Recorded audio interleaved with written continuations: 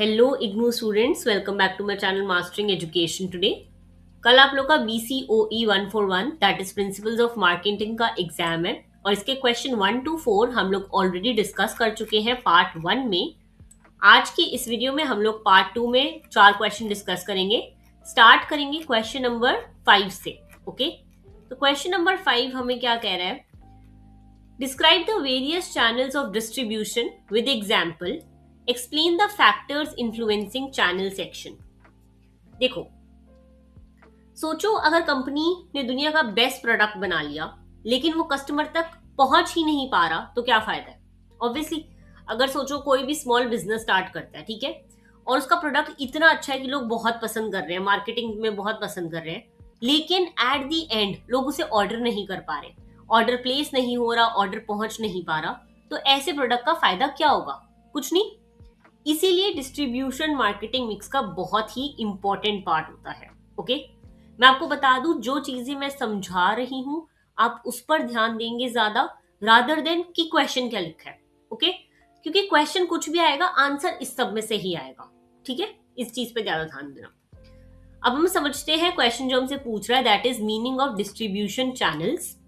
देखो, distribution channel वो root या फिर एक पाथ होते हैं जिसके थ्रू प्रोडक्ट मैन्युफैक्चरर से फाइनल कस्टमर तक पहुंचता है। अगर मैं सिंपल लैंग्वेज में बोलूं तो प्रोडक्ट मैन्युफैक्चरर से कस्टमर तक का सफर डिस्ट्रीब्यूशन चैनल होता है। ठीक है, कि कैसे वो मैन्युफैक्चरिंग जहां से प्रोडक्ट बन रहा है वहां से कैसे कस्टमर तक पहुंचेगा, उसे हम डिस्ट्रीब्यूशन चैनल कहेंगे। ठीक है, अगर हम इसके फंक्शंस पढ़े तो डिस्ट्रीब्यूशन चैनल सिर्फ प्रोडक्ट ट्रांसफर नहीं करते बल्कि बहुत सारे इंपॉर्टेंट काम भी करते हैं, जैसे कि मार्केट इंफॉर्मेशन देना, साथ साथ प्रोडक्ट का प्रमोशन करना, प्राइस का नेगोशिएशन करना, transportation, storage, financing, risk bearing, product की अवेलेबिलिटी इंश्योर करना, हर चीज डिस्ट्रीब्यूशन चैनल का फंक्शन होता है। ये बहुत इंपॉर्टेंट है फंक्शंस। अगर इसका अलग से क्वेश्चन आता है, ठीक है, हो सकता है डिफरेंट क्वेश्चन आ जाए कि what are the functions of distribution channels, तो आप ये सारी जो मैंने पॉइंट्स दिए इनको 2-4 पॉइंट में एक्सप्लेन करके लिख दोगे। ठीक है, collecting and providing market information, कि मार्केट में क्या चल रहा है, क्या ट्रेंड है, कौन से प्रोडक्ट कंपटीशन में रहेंगे, उस सब के बारे में बताना। तो आप इसी क्वेश्चन को, इसी आंसर को बड़ा करके लिख सकते हो। ओके, अब हम पढ़ेंगे टाइप्स ऑफ डिस्ट्रीब्यूशन चैनल। काफी टाइप्स के होते हैं ये, बेसिकली 4 टाइप्स होते हैं। सबसे पहला आता है zero level channel, that is direct marketing channel. यहाँ कोई भी ना मिडल मैन नहीं होता, यानी कि कोई बीच में इंसान नहीं होता जो एक प्रोडक्ट का कुछ बेनिफिशियरी हो। यहाँ पे डायरेक्ट जो प्रोडक्ट है वो प्रोडक्ट प्रोड्यूसर से कंज्यूमर तक जाता है। ठीक है, कंपनी जो है डायरेक्टली कस्टमर को बेचती है, कोई भी बीच में, जैसे आप लगा लो Amazon, जेप्टो, ये बीच में मार्केट प्लेसेस भी इन्वॉल्व नहीं होती इसमें। ठीक है, इसके कैरेक्टरिस्टिक्स क्या होते हैं? ये डायरेक्ट कॉन्टैक्ट करते हैं कस्टमर से, बेटर कस्टमर सर्विस देते हैं, ठीक है, हायर प्रॉफिट मार्जिन होता है क्योंकि बीच में कोई इन्वॉल्व नहीं होता, और इनका कंट्रोल सबसे ज्यादा होता है। एग्जाम्पल के तौर पे आप ये चीज यहाँ पे पढ़ सकते हो, PDF में अवेलेबल है। ठीक है, फिर आता है वन लेवल चैनल। देखो, यहाँ पे ना एक इंटरमीडिएरी होता ही होता है, जैसे कि यहाँ का स्ट्रक्चर आप देखो, प्रोड्यूसर, फिर रिटेलर और फिर कस्टमर। ओके, इसकी कैरेक्टरिस्टिक्स मेनली क्या होते हैं? यहाँ पे बहुत सारे जो ब्रांडेड प्रोडक्ट्स हैं उनके लिए बहुत कॉमन होता है रिटेलर के थ्रू बेचना। रिटेलर कस्टमर असिस्टेंस देता है, उन्हें बेचता है, ढंग से बताता है प्रोडक्ट के बारे में। ठीक है, प्रोड्यूसर का कंट्रोल काफी हद तक बना रहता है, मतलब आप लगा लो 80-20% यहाँ पे ऐसा होता है। ठीक है, फिर आता है आपका 2 लेवल चैनल। यहाँ 2 इंटरमीडिएरीज होते हैं। सबसे पहले स्ट्रक्चर देखो, प्रोड्यूसर आएगा, फिर होलसेलर, फिर रिटेलर और फिर कंज्यूमर। तो ये 2 इंटरमीडिएरी आ गए यहाँ पर। इसका कैरेक्टरिस्टिक्स देखें तो FMCG प्रोडक्ट्स के लिए बहुत ज्यादा कॉमन होता है, जैसे कि आपके ब्यूटी प्रोडक्ट्स वगैरह हो गए। ठीक है, मार्केट कवरेज बहुत ज्यादा होता है इसमें, और होलसेलर जो है चीजें बल्क में खरीदता है। ठीक है, एग्जाम्पल यहाँ पे आपको दे रखा है।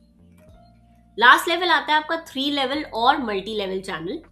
यहाँ एजेंट या ब्रोकर भी इन्वॉल्व होता है। ओके, तो देखो, प्रोड्यूसर, फिर एजेंट या ब्रोकर, फिर होलसेलर, रिटेलर और कंज्यूमर। ठीक है, तो ये वाली जो मार्केट होती है ये ना जोग्राफिकली बहुत ज्यादा डिस्पर्स्ड होती है, यानी कि अलग अलग स्टेट्स में, अलग अलग जगहों पे बहुत ज्यादा ये प्रोडक्ट बिक रहा होता है। ये ऐसी जगहों तक भी पहुंचता है जहां पर आप लोगों को ऑनलाइन मार्केट प्लेसेस नहीं मिलते, तो इसका मार्केट कवरेज बहुत ज्यादा होता है। ठीक है, तो आप याद रखेंगे 4 लेवल्स हैं। उन चारों लेवल पे देखो क्वेश्चन इसी पे भी आ सकता है कि what are types of distribution level, या किसी एक लेवल पर भी क्वेश्चन आ सकता है। तो मैंने आपको चारों लेवल ऑलरेडी पढ़ा दिए। ठीक है, अब हम पढ़ेंगे फैक्टर्स इन्फ्लुएंसिंग चैनल सेक्शन, यानी कि क्या ऐसी चीजें हैं कि जो आपके कौन सा चैनल आप यूज करो डिस्ट्रीब्यूशन के लिए उसके डिसीजन को इन्फ्लुएंस करती है। इसके लिए भी 4 है। सबसे पहला आ जाता है प्रोडक्ट फैक्टर्स, प्रोडक्ट का नेचर चैनल, यानी कि प्रोडक्ट कैसा है। कोई ऐसा प्रोडक्ट है जिसकी एक्सपायरी 2 दिन की है, कोई ऐसा प्रोडक्ट है जो बिल्कुल ही जल्दी खराब हो जाता है, जैसे आपका मिल्क, फ्रूट्स, वेजिटेबल्स। ये ऐसे प्रोडक्ट होते हैं जिनको हम पेरिशेबल प्रोडक्ट्स कहते हैं। इनको जल्दी कस्टमर तक पहुंचाना पड़ता है, इसलिए इनका चैनल जो है शॉर्ट होना चाहिए। इसमें सिर्फ आपका प्रोड्यूसर कंज्यूमर यही होना चाहिए। ओके, फिर आते हैं आपके एक्सपेंसिव एंड टेक्निकल प्रोडक्ट्स, जैसे कि इंडस्ट्रियल मशीनरी हो गई, स्पेशलाइज्ड इक्विपमेंट हो गए, इनके लिए डायरेक्ट सेलिंग बेटर होती है। फिर आते हैं आपके स्टैंडर्डाइज प्रोडक्ट्स, जैसे कि सोप, बिस्किट, पैकेज फूड वगैरह, इनके लिए लोग लॉन्ग चैनल का यूज कर सकते हैं। ओके, फिर आपके आते हैं मार्केट फैक्टर्स। देखो मैं एक और चीज बता दूं, हो सकता है कि प्रोडक्ट फैक्टर्स का वो लोग पूछें और साथ ही साथ बोले कि ऐसा हो सकता है आप लोग बताओ कि कौन सा चैनल यहाँ यूज होना चाहिए, तो आपको पता होना चाहिए। मैंने आपको चैनल्स ऑलरेडी पढ़ा दिए। ठीक है, अब लॉन्ग चैनल की बात हो रही है तो यहाँ पे हम मल्टी चैनल यूज कर सकते हैं। ठीक है, पेरिशेबल में मैंने आपको बताया फर्स्ट लेवल वाला होगा। ओके, फिर आते हैं मार्केट फैक्टर्स। मार्केट की कैरेक्टरिस्टिक्स भी बहुत इंपॉर्टेंट होती हैं। सबसे पहले नंबर ऑफ कस्टमर्स हो गए, ज्यादा कस्टमर्स हैं तो मोर इंटरमीडिएरीज, बीच वाले बहुत ज्यादा रिटेलर्स वगैरह होंगे। ठीक है, ज्योग्राफिक डिस्पर्शन, कस्टमर्स अलग अलग रीजन्स में हो तो होलसेलर्स और रिटेलर्स की जरूरत पड़ेगी। Buying habits, frequently purchase products को हर जगह अवेलेबल होना जरूरी है, तो इसमें भी होलसेलर, इंटरमीडिएरीज की जरूरत पड़ेगी। ठीक है, फिर आते हैं कंपनी फैक्टर्स। कंपनी के रिसोर्सेज और ऑब्जेक्टिव्स भी मैटर करते हैं। सबसे पहले होते हैं फाइनेंशियल रिसोर्सेज, कितना स्ट्रांग उनका डिस्ट्रीब्यूशन चैनल हो सकता है, उनके पास पैसा कितना है लगाने के लिए। मार्केटिंग ऑब्जेक्टिव्स आ गए, अगर कंपनी ज्यादा कंट्रोल चाहती है तो डायरेक्ट चैनल चूज करेगी।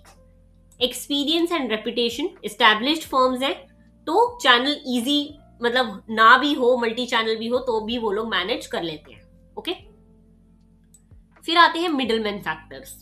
मिडलमैन की अवेलेबिलिटी और क्वालिटी भी बहुत ज्यादा इंपॉर्टेंट होती है, क्योंकि आप लोग को चेक करना होता है कि सूटेबल होलसेलर्स अवेलेबल हैं या नहीं, और क्या वो सर्विसेज प्रोवाइड करते हैं, क्या उनको पता होगा प्रोडक्ट के बारे में, कितना वो लोग कॉस्ट करेंगे, कितना अपना परसेंटेज लेंगे, ये सब। ठीक है, तो इजी था। 4 चैनल्स पढ़े हमने, 0 level, 1 level, 2 level, 3 level.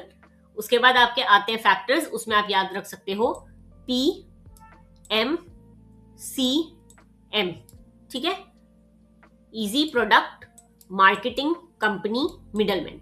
Okay, तो इसी में से एक क्वेश्चन में से 3 से 4 क्वेश्चन बन सकते हैं, इस चीज का ध्यान रखना। ऑलराइट, अब हम जाते हैं नेक्स्ट क्वेश्चन की तरफ। Question number 6। क्वेश्चन नंबर 6 आज से पूछ रहा है what is promotion mix, discuss its role, explain its components and their advantages and disadvantages, also discuss the factors affecting promotion mix. अब देखो एक ही क्वेश्चन में 4-5 चीजें पूछी गई हैं। ठीक है, तो ये क्वेश्चन अलग भी आ सकता है, तोड़ तोड़ के भी आ सकता है, पार्ट्स में भी आ सकता है, और वो शॉर्ट नोट में भी पूछ सकते हैं कि प्रमोशन मिक्स क्या होता है। ओके, देखो प्रमोशन मिक्स जो है वो मार्केटिंग मिक्स के 4 पीज में से एक बहुत बड़ा, बहुत इंपॉर्टेंट पी है। ओके, इमेजिन करो अगर कंपनी ने बहुत अच्छा प्रोडक्ट बना दिया लेकिन लोगों को उसके बारे में पता ही नहीं चला, तो क्या प्रोडक्ट बिकेगा? अब मेरे को कोई कंपनी, जैसे कि लगा लेते हैं शार्क टैंक पे एक कंपनी आई थी फे ब्यूटी करके। ओके, उससे पहले उसकी मार्केटिंग इतनी अच्छी थी ही नहीं कि लोगों को उस प्रोडक्ट के बारे में पता हो, लेकिन जैसे ही उसकी मार्केटिंग हो गई, लोगों को उस प्रोडक्ट के बारे में पता चला और उसके बाद लोग उसे ज्यादा खरीदने लगे।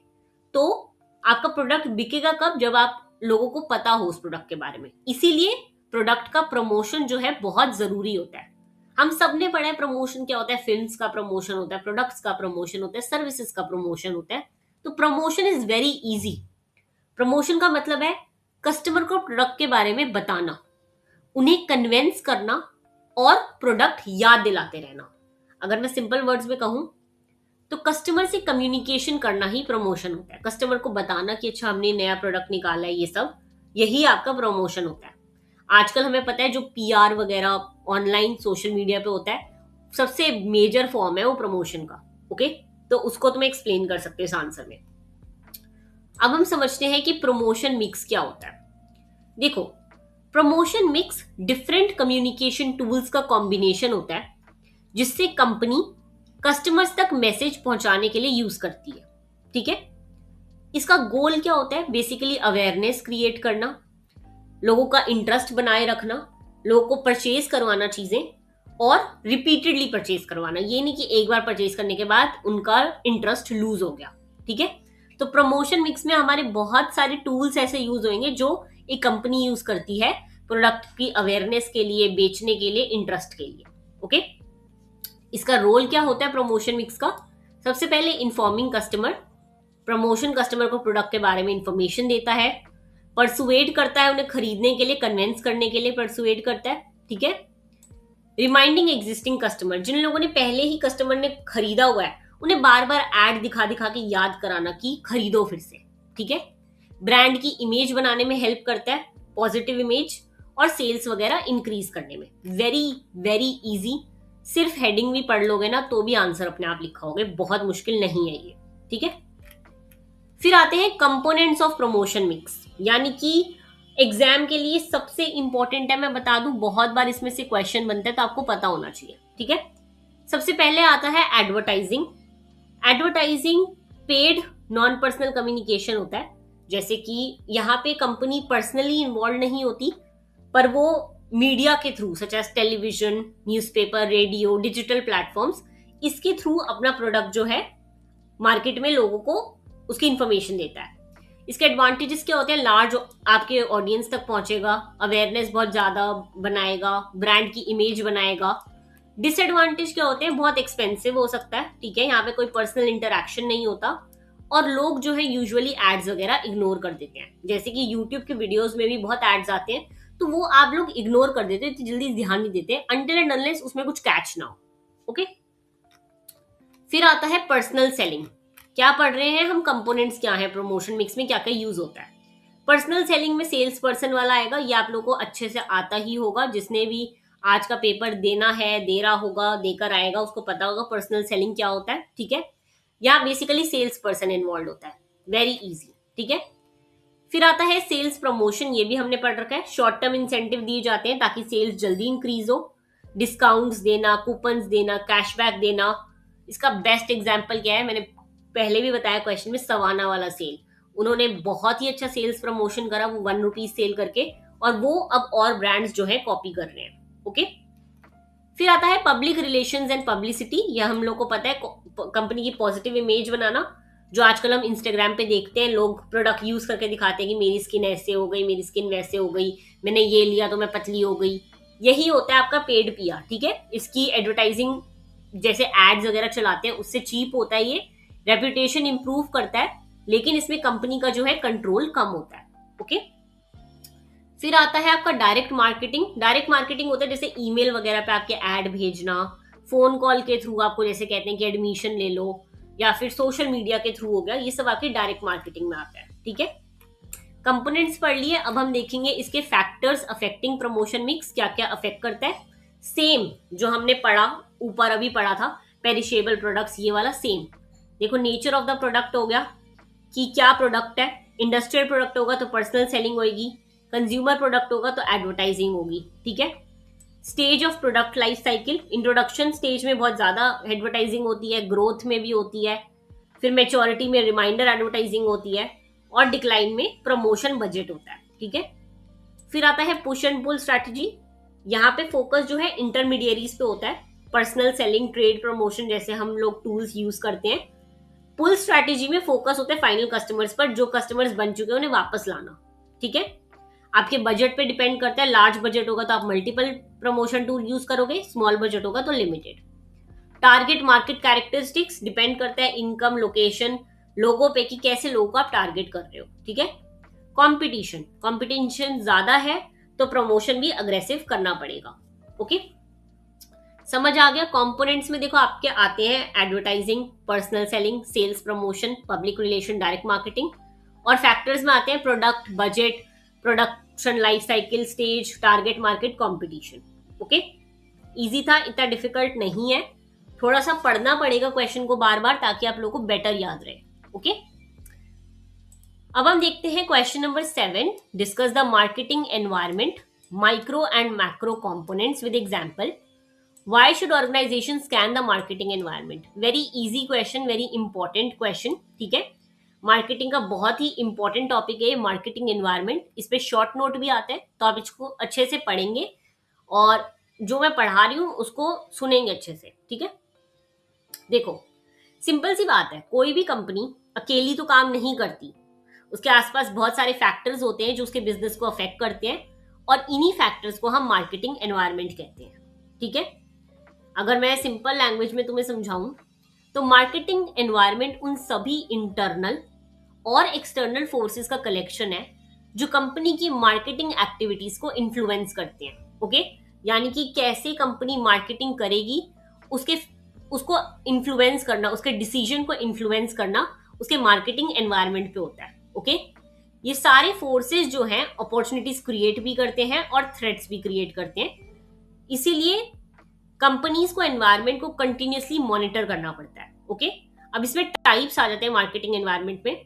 देखो ये आपको जो टेबल ये दे रखा है ना, फ्लो चार्ट, ये आपको पेपर में बनाकर आना है, बहुत जरूरी है। क्योंकि हो सकता है जैसे ही आप फ्लो चार्ट बनाते हो ना तो टीचर को लगता है आपको बेटर समझ आ रहा है। ठीक है, तो इसलिए ये बना के आना बहुत जरूरी है। अब इसमें हम पढ़ेंगे माइक्रो और मैक्रो, दो तरह के होते हैं। ठीक है, माइक्रो में भी आपके दो आ जाते हैं, एक आता है टास्क और एक होता है इंटरनल। आप इसमें फैक्टर्स डायरेक्टली भी लिख सकते हो। देखो माइक्रो एनवायरनमेंट कंपनी के क्लोज होते हैं बहुत ज्यादा। ठीक है, ये फैक्टर्स जो है डायरेक्टली कंपनी के बिजनेस को अफेक्ट करते हैं। जैसे कि क्या क्या आ जाता है इसमें, कंपनी सबसे पहला फैक्टर कंपनी खुद होती है। कंपनी के डिफरेंट डिपार्टमेंट्स अफेक्ट करते हैं आपकी marketing, finance, production, HR, R&D, सबको मिलकर काम करना पड़ता है। ठीक है, किसी भी प्रोडक्ट लॉन्च के लिए। फिर आते हैं आपके सप्लायर रॉ मटेरियल और रिसोर्सेज प्रोवाइड करते हैं। अगर आपके सप्लायर अच्छे नहीं होंगे, आपकी सप्लाई रुक जाती है तो आपके प्रोडक्ट प्रोडक्शन में टाइम लगता है। ठीक है, फिर आता है मार्केटिंग इंटरमीडियरीज, कंपनी और कस्टमर के बीच ब्रिज का काम करते हैं। होलसेलर, रिटेलर, डिस्ट्रीब्यूटर्स, ये सब बहुत जरूरी होते हैं, जैसे कि Amazon, फ्लिपकार्ट, ये सब। ठीक है, फिर आपके आते हैं कॉम्पिटिटर्स मार्केट में चैलेंज क्रिएट करते हैं। कंपनी को उनकी एक्टिविटीज कॉन्टिन्यूसली मॉनिटर करनी पड़ती है। जैसे कि आप लगा लो फोन के अगर हम देखें मार्केट, तो सैमसंग और एप्पल बहुत बड़े कॉम्पिटिटर्स हैं। ठीक है, फिर आते हैं आपके पब्लिसिस्ट वो ग्रुप होते हैं जो कंपनी को इन्फ्लुएंस कर सकते हैं, जैसे कि media, government, financial institution, local communities, यानी कि रिव्यूज वगैरह जो देते हैं एक कंपनी को। ठीक है, ये आपके सारे जो है माइक्रो मार्केटिंग एनवायरनमेंट में आते हैं। फिर आते हैं आपके मैक्रो एनवायरनमेंट, कंपनी के बाहर के ब्रॉड फैक्टर्स होते हैं। ठीक है, ये ऑलमोस्ट सभी कंपनीज को अफेक्ट करते हैं। इसमें क्या क्या आ जाता है, देखो डेमोग्राफिक, सबसे पहले तो पॉपुलेशन से रिलेटेड, एज, जेंडर, आप किसको बेच रहे हो अपना प्रोडक्ट। ओके, इंडिया की यंग पॉपुलेशन जो है वो स्मार्टफोन्स और डिजिटल सर्विसेज की ज्यादा डिमांड करती है रादर देन ओल्डर पॉपुलेशन, तो ये आपके मार्केटिंग को अफेक्ट करते हैं। फिर आपका आता है इकोनॉमिक एनवायरनमेंट, लोगों की इनकम क्या है, मार्केट में प्राइसेस क्या चल रहे हैं, इन्फ्लेशन बढ़ गई है कि नहीं, अनएम्प्लॉयमेंट कैसी है, ये सब। ठीक है, फिर आता है आपका नेचुरल एनवायरनमेंट, नेचर और एनवायरनमेंट से रिलेटेड कि आपके प्रोडक्ट्स इको फ्रेंडली हैं, क्योंकि आजकल जैसे कि बहुत लोग एनवायरनमेंट के बारे में सोचते हैं तो वो ऐसे ही प्रोडक्ट खरीदेंगे जो एनवायरनमेंट को ना अफेक्ट कर रहे हो। ठीक है, फिर आते हैं आपके टेक्नोलॉजिकल एनवायरनमेंट, जैसे कि ई कॉमर्स, मोबाइल ऐप, जो आपकी पूरे जो है रिटेल इंडस्ट्री को चेंज कर देते हैं, यानी कि आप प्रोडक्ट कैसे बेच रहे हो उसका सारा कुछ आपके टेक्नोलॉजिकल एनवायरनमेंट पे डिपेंड होता है। ओके, फिर आता है आपका पॉलिटिकल लीगल एनवायरनमेंट, गवर्नमेंट और लॉ से रिलेटेड फैक्टर्स होते हैं ये, गवर्नमेंट पॉलिसीज हो गई, टैक्सेशन हो गया, कि क्या क्या लीगल आपको फॉलो करनी होती है चीजें। ओके, कंज्यूमर प्रोटेक्शन एक्ट वगैरह, बहुत ये मतलब जो भी चीजें कंज्यूमर आप पे कर सकता है अगर आपने उसे प्रोडक्ट सही नहीं दिया तो। ठीक है, फिर आता है आपका सोशियो कल्चरल एनवायरनमेंट, सोसाइटी की वैल्यूज, ट्रेडिशंस वगैरह हो गए, कल्चर, लाइफस्टाइल, जैसे कि आजकल लोग, मैंने बोला, बहुत हेल्थ कॉन्शियस है तो वो वीगन प्रोडक्ट्स लेंगे, ऑर्गेनिक फूड लेंगे, तो ये सब भी डिपेंड करता है। ओके, अब हम आते हैं क्वेश्चन के सेकंड पार्ट पे, that is environmental scanning.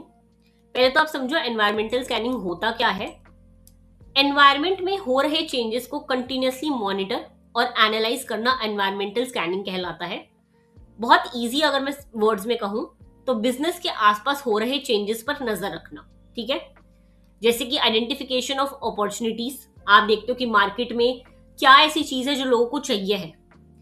Very common example, लोगों को 10 मिनट वाली डिलीवरी कभी नहीं पता था, हो भी सकती है पर ऐसा हुआ, प्रॉब्लम देखी उन्होंने और ऐप बना दिया, ठीक है। Detection of threats, future risk का पता लगना कि बाद में इकोनॉमिक रिसेशन आ सकता है तो हम प्रोडक्ट के प्राइसेस वैसे रखें, ठीक है। Better strategic planning, companies better marketing strategies बना सकती हैं। डिसीजन मेकिंग इंप्रूव करें, प्रोडक्ट प्राइस प्रमोशन हर चीज के डिसीजन बेटर लें। कॉम्पिटिटिव एडवांटेज, जो कंपनी जल्दी एक्सेप्ट करती है उसे कॉम्पिटिटिव का एडवांटेज ज्यादा मिलता है, ओके। तो ये हो गया आपका क्वेश्चन नंबर 7। देखो ऑलरेडी वीडियो बहुत लंबी हो गई है तो हम ये 3 ही क्वेश्चन डिस्कस करते हैं इसमें। बाकी बचे हुए जो क्वेश्चंस हैं आई विल ट्राई कि मैं नेक्स्ट वाली वीडियो में कर लूं। अगर नहीं हुआ तो इसके 2 पार्ट्स और आ जाएंगे, बिकॉज काफी सारे क्वेश्चंस हैं और काफी लंबे आंसर्स हैं, ठीक है। तो आई विल ट्राई कि मैं नेक्स्ट पार्ट, थर्ड पार्ट जल्दी लेकर आऊं। तब तक आप पार्ट 2 स्टडी करो। और अगर आप लोग को ये पीडीएफ चाहिए तो आप नीचे दिए गए टेलीग्राम लिंक पे मेरे से कॉन्टैक्ट कर सकते हो। ये पीडीएफ पेड रहेगा, फ्री नहीं, बट अमाउंट जो है वो बहुत ही बेसिक अमाउंट है, बहुत कम अमाउंट है, तो इतना आपकी पॉकेट को अफेक्ट नहीं करेगा वो। तो अगर आपको पीडीएफ चाहिए तो आप कांटेक्ट कर सकते हो। बाकी थर्ड पार्ट लेकर आऊंगी मैं बहुत जल्दी। आपको नीचे कमेंट करना है 3। All the very best for your exam. मिलते हैं नेक्स्ट वीडियो में। Thank you so much.